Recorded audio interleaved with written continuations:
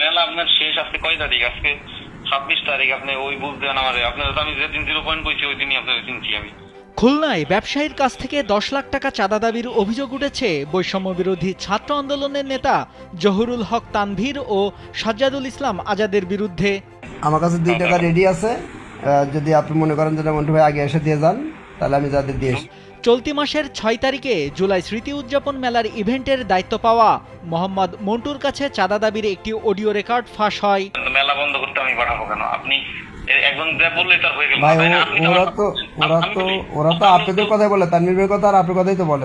1 minute 36 সেকেন্ডের ফাঁস হওয়া অডিও রেকর্ডে সাজ্জাদুল ইসলাম আজাদকে মোহাম্মদ মন্টুর কাছে 10 লাখ টাকা দাবি করতে শোনা যায়। আমি সর্বোচ্চ এটুকু পারবো, সবাই ঠান্ডা করতে পারবো 10 টাকা হইলে, একদম সব এটুকু কেউ কোনো ওইদিকে তাকাবেও না কেউ ফিরে। কল রেকর্ডে আয়োজক মন্টুকে বলতে শোনা যায়, আমার দ্বারা সবাইকে কি ঠান্ডা করা সম্ভব? আমার কাছে 2 টাকা রেডি আছে, আপনি বললে এখনই দিয়ে যাব। জবাবে আজাদ বলেন, আমি পারবো সবাইকে ঠান্ডা করতে, A to Z সবাই ঠান্ডা থাকবে, কেউ ওইদিকে ঘুরেও তাকাবে না।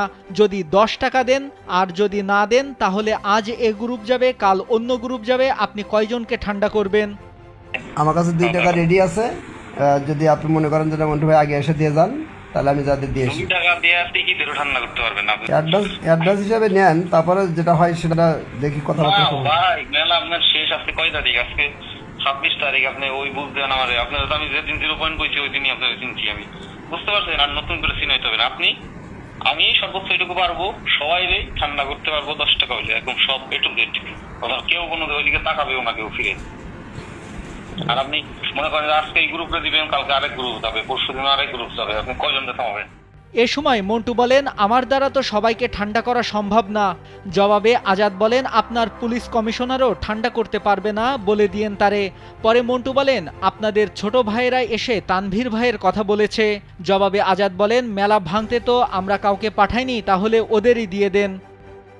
না সেটা তো বটে, এটা কি আমাদের সবাইকে ঠান্ডা করা সম্ভব? কারোর দ্বারা সম্ভব না, আপনার পুলিশ কমিশনারও পারবে না, বলে দিন তারে। বুঝছেন কি?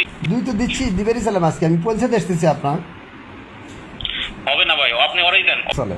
এ বিষয়ে জানতে চাইলে মন্টু বলেন, ফাঁস হওয়া রেকর্ডিং আমার ও সাজ্জাদের, মেলা শেষেও তারা আমার কাছ থেকে 3 লাখ টাকা নিয়েছে। না আমাদের তো শহরের তো সবাই ছোট ভাই আমাদের।